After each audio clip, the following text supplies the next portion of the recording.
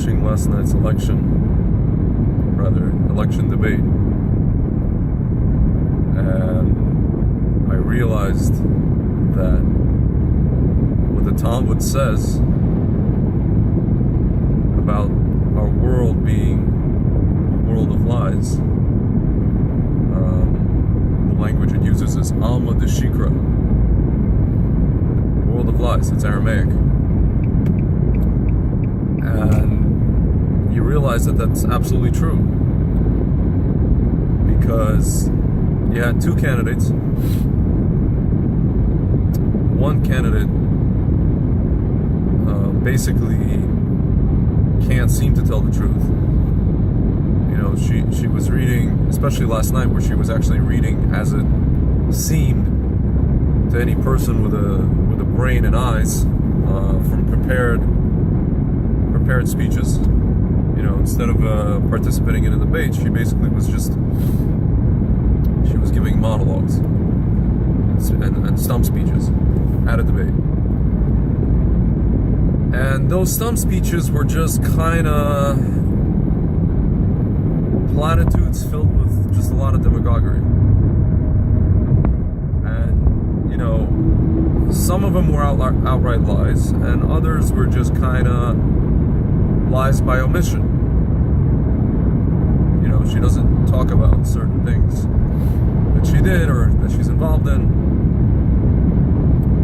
Her opponent actually called her out on certain things, and she just, you know, she laughed. That's what she does. She laughs. Like when called out on serious things that she's done, like serious offenses she's participated in, she just laughs at it. She laughs it off. You know, it's kind of like Obama when he you know, just kind of pretends to wipe dust from his shoulder, or dandruff. And so that pretty much went on all night. And the other gentleman, you know, he fashions himself as a VIP, as a person, you know, just because he grew up with privilege and with money and with, listen, he worked hard for it. He worked hard to build up, you know, whatever million he got from his father to, you know, build it up to billions. Okay, we don't know the exact number, fine. He won't release his taxes, and, you know, he's getting audited. Well, be that as it may,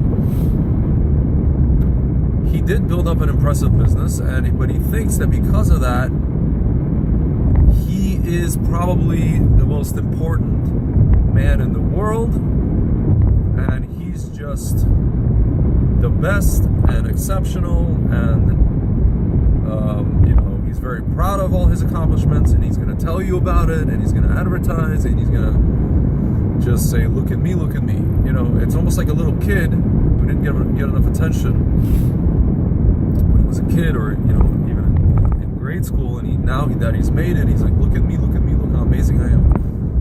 And it's just, you know, friends, it was actually interesting. I saw a picture of when Netanyahu met him in his apartment, in Trump's apartment,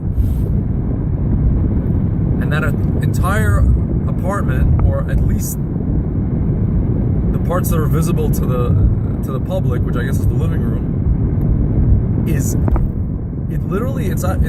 almost like something out of one of Rebbe Nachman's stories, or some kind of like Aesop's fable. You know, like there once was a man who lived in a golden house, you know, or in a golden castle, and the leader of the Jewish country came to see the man in the golden castle. You know, he was trying to be the king of the country. He was a pretender to the king of the country, and he lived in a high up golden castle.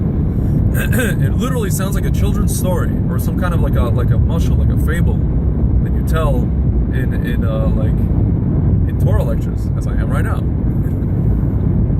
So it's incredible to me. So we have one candidate who basically, you know, the truth is not her friend, and another candidate who's basically, you know, he's like a VIP. He's like a self-fashioned VIP. But in reality, you know, I mean, like, they're both VIPs. They're both thought of as, you know, one person, you know, the woman, she's kind of she's been in this game for so long that she thinks that she's above the law. So she's a VIP, and she, they're not going to send her to jail. They're not going to indict her. They're just, maybe they'll put her in front of a kind of a tribunal, some kind of a congressional hearing. As she even bragged about it yesterday. She said, "Oh, don't tell me I don't have stamina. I sat in these hearings for hours."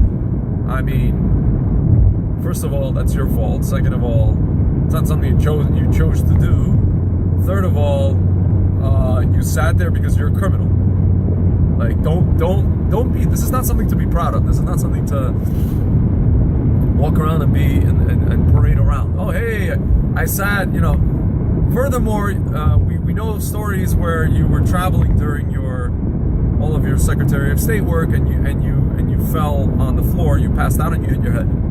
And now all the stuff that you're probably experiencing health-wise as a result of that.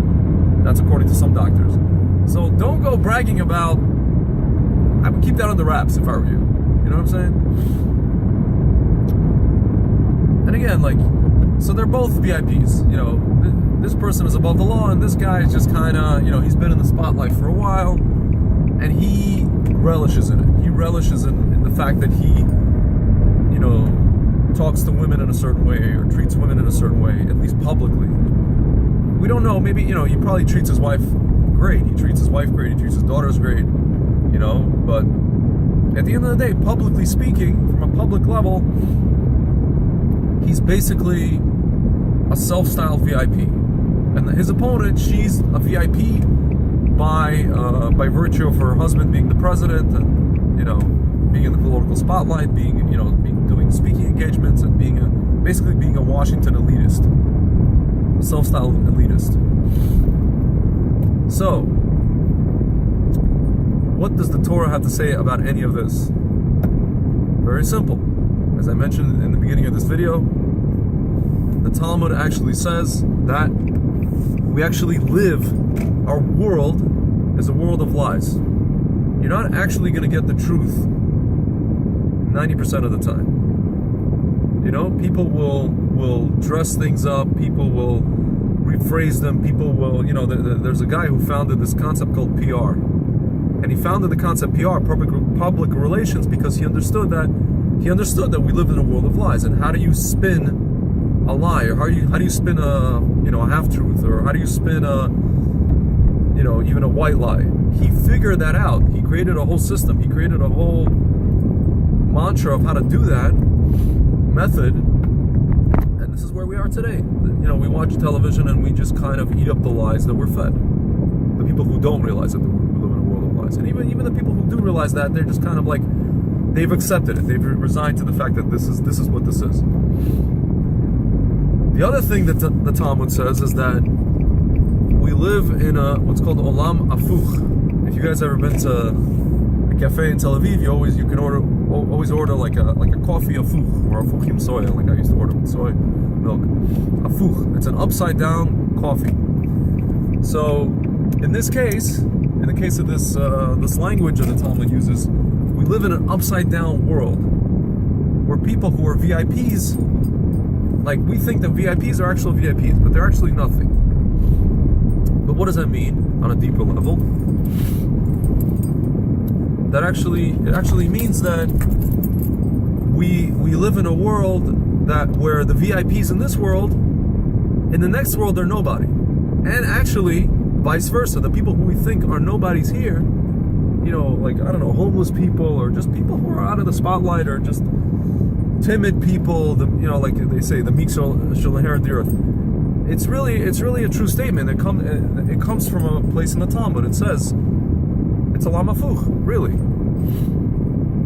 And so, friends, I just want to tell you that, I don't know about you, but when I was watching the debates last night, all I could see was just what I like to call empty, or what a lot of people call empty suits. In Hebrew, they're called gufs, like just vessels, just kind of empty sacks of skin, talking, saying a lot of things, not really saying much of anything, nothing really terribly profound. And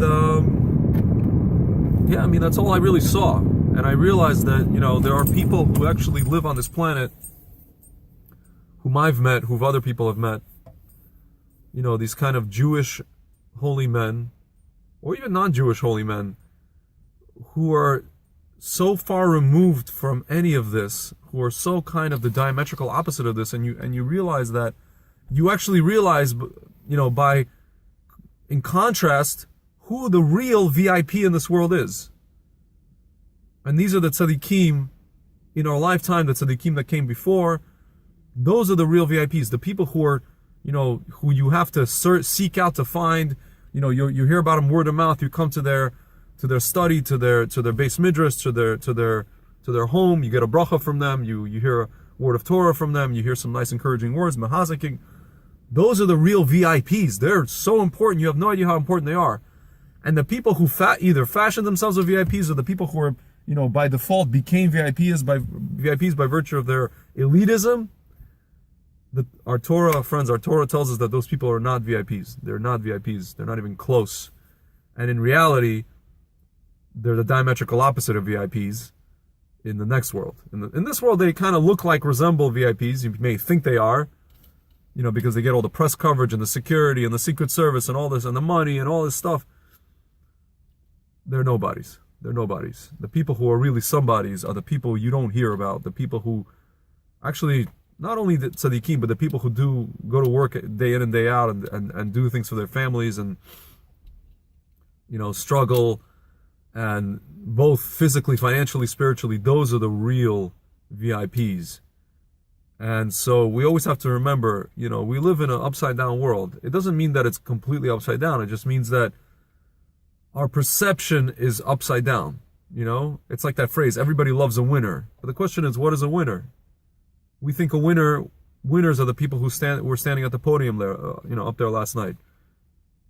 I'm sorry to say, but those two people are the epitome of losers, or loserdom, and so friends, I just want to tell you that I really just want to give you a blessing, that I really hope that you see that this election is nothing more than kind of a demonstration of Olam Hafuch, and that the real VIP is actually in you, inside of you, and you can make yourself into a real VIP by doing the personal work and the character development and all these things, and that actually counts for something. You're not going to get any votes for it. People are not going to vote for you. They're not going to support you. They're not going to donate to you, to your cause, to your political campaign.